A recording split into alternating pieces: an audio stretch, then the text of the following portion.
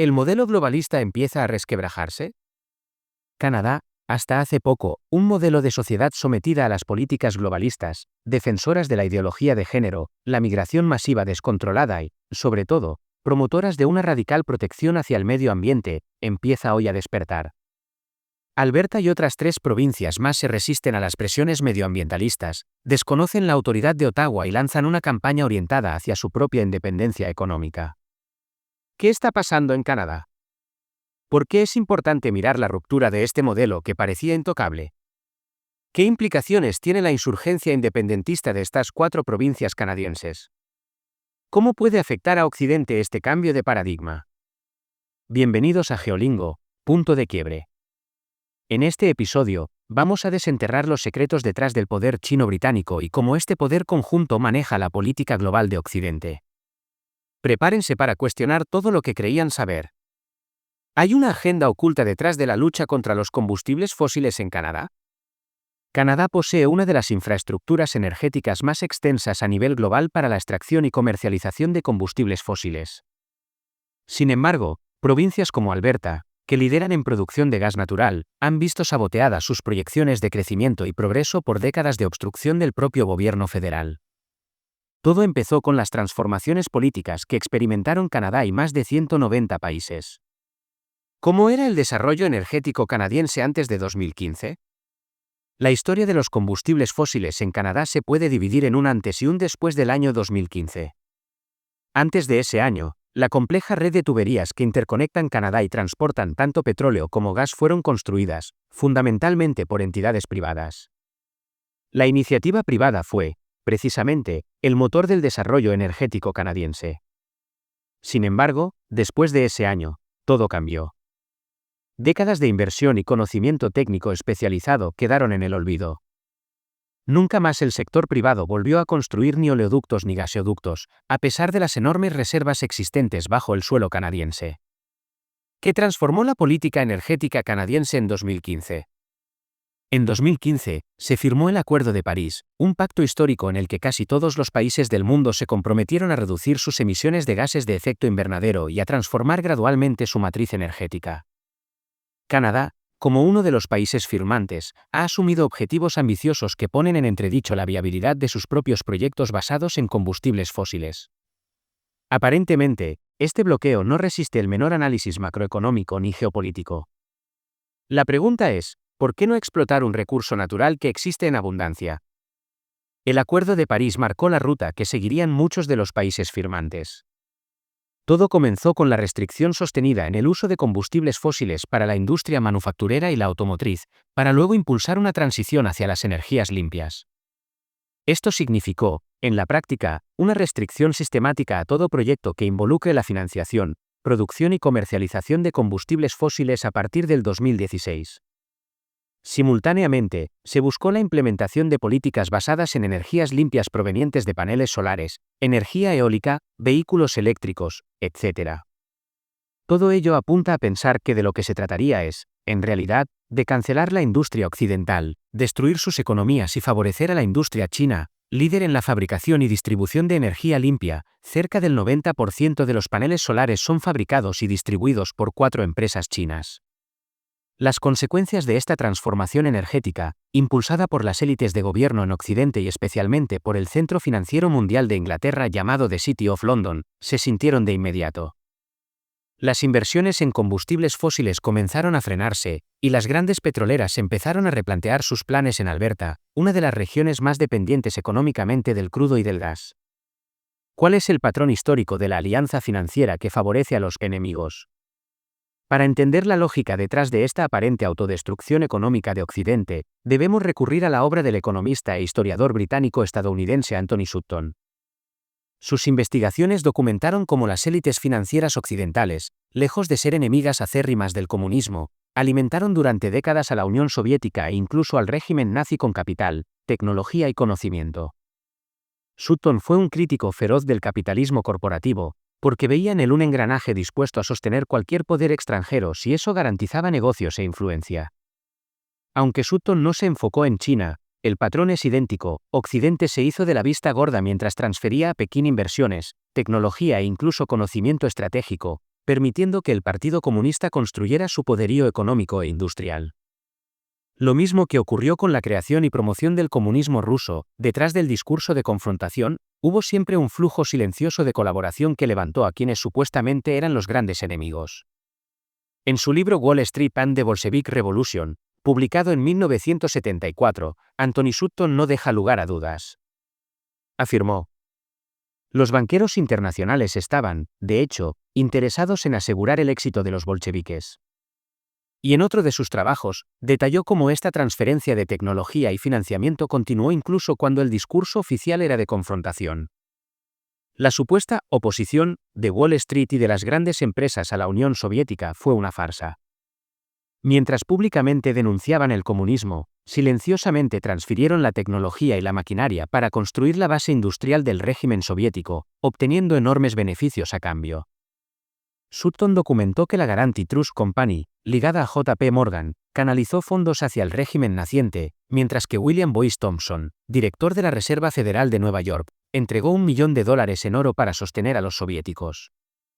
Su conclusión fue devastadora: el gran capital no vio en el bolchevismo una amenaza, sino una herramienta para consolidar mercados controlados y destruir a los competidores independientes. Y esa misma lógica, décadas después, es la que encontramos en la relación con China. Tras la Guerra Fría, Occidente se hizo de la vista gorda mientras canalizaba inversiones masivas, transferencia tecnológica y conocimiento industrial hacia Pekín.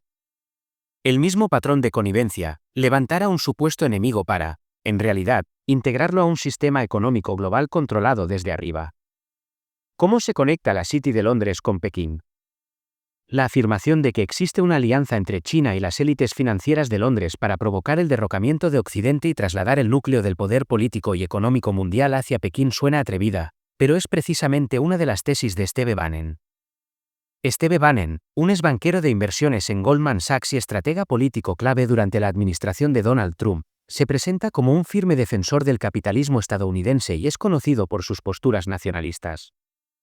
Su trayectoria en los más altos círculos financieros y políticos de Estados Unidos le da una perspectiva privilegiada sobre el funcionamiento del poder global.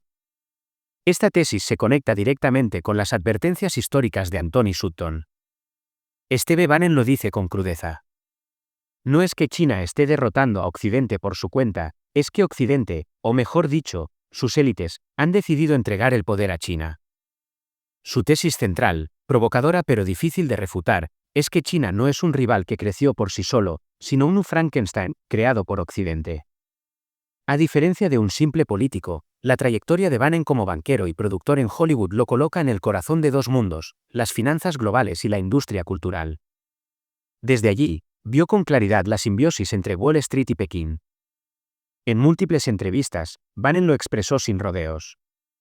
El Partido Comunista Chino no existiría sin las élites financieras y empresariales de Occidente. Wall Street los financia, Silicon Valley les da la tecnología, y las corporaciones multinacionales se benefician de su mano de obra barata. Es una alianza impía, pero tremendamente efectiva. ¿Cuáles son los mecanismos que sostienen esta alianza? La relación entre la élite financiera londinense y el Partido Comunista Chino es un entramado cuidadosamente diseñado. La deuda como herramienta de poder, Londres canaliza su experiencia en financiamiento hacia proyectos chinos, como la nueva ruta de la seda. Esta deuda, cuando los países no pueden pagar, se convierte en control político, permitiendo la cesión de puertos o recursos estratégicos. El mecanismo bancario y monetario, la City de Londres fue el primer centro financiero en Occidente que permitió la libre negociación del yuan en sus mercados. Este gesto, lejos de ser inocente, fue una apuesta estratégica para posicionar a la moneda china como un instrumento de hegemonía. Arbitraje regulatorio. Londres se ha especializado en crear estructuras financieras opacas que permiten al capital chino fluir hacia Occidente disfrazado, facilitando la adquisición de activos estratégicos en Europa y América sin despertar sospechas. La cobertura política y mediática, think tanks, universidades y consultoras globales producen narrativas que normalizan la idea de la interdependencia con China. Este discurso penetra en parlamentos, cancillerías y medios de comunicación, silenciando los excesos como las violaciones a los derechos humanos.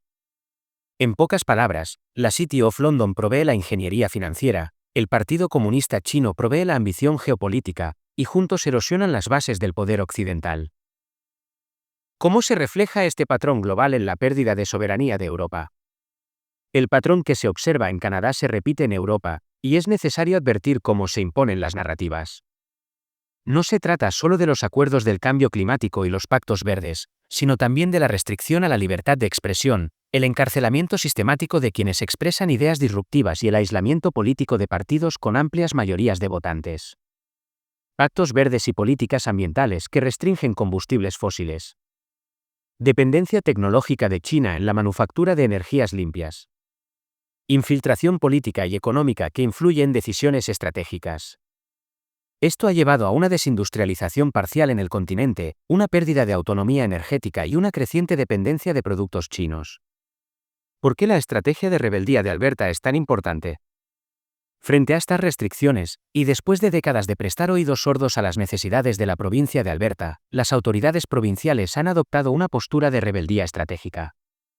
La provincia busca hoy garantizar que sus recursos fósiles sean explotados y comercializados, evitando que la burocracia federal siga limitando su desarrollo económico. Esto incluye evitar el financiamiento bancario, y en su lugar, obtener acuerdos comerciales con entidades privadas. Proyectos estratégicos como oleoductos hacia las costas de Columbia Británica, para exportar a Asia y buscar una apertura hacia los mercados internacionales. Argumentos de urgencia económica, la producción de gas y petróleo es alta, y la provincia no puede permitirse más retrasos. Esta postura genera tensiones con Ottawa y podría desencadenar juicios, pero Alberta prioriza el desarrollo económico y la explotación de sus recursos. Es un claro ejemplo de la lucha entre el desarrollo económico local y la narrativa ambientalista. ¿Qué representa la administración de Trump para el renacer occidental? La administración Trump representa una oportunidad para la recuperación occidental, fortaleciendo la autonomía energética, industrial y política. Esto contrasta con las décadas de facilitación por parte de las élites republicanas y demócratas, que favorecieron el crecimiento manufacturero de China. Estrategias de recuperación, desarrollo interno, reducción de dependencia de importaciones críticas y reinversión en infraestructura energética propia. Casos de bloqueo financiero y control ideológico, como la negación de cuentas bancarias a opositores, muestran la intersección entre la política interna y la geopolítica global. ¿Cuál es la conclusión y la visión estratégica detrás de estos eventos? En resumen, este episodio muestra cómo el conflicto entre el desarrollo económico local y la narrativa ambientalista es un síntoma de un patrón más profundo, la influencia china en las decisiones estratégicas occidentales, facilitada por gobiernos liberales y sistemas financieros internacionales. Se trata de un patrón histórico documentado por Anthony Sutton y de una denuncia contemporánea de Steve Bannon. La administración Trump representa una oportunidad para la recuperación occidental, fortaleciendo la autonomía energética, industrial y política. La gran pregunta queda abierta: ¿tiene Occidente la capacidad y la voluntad de cortar este cordón umbilical con Pekín? Porque mientras los líderes hablan de democracia y derechos humanos, los flujos de capital cuentan otra historia, la de una sumisión progresiva, silenciosa, disfrazada de pragmatismo. Al final, si no se reconoce que el enemigo no está solamente afuera, sino adentro, en las élites que se han beneficiado de este pacto, el desenlace será una lenta rendición.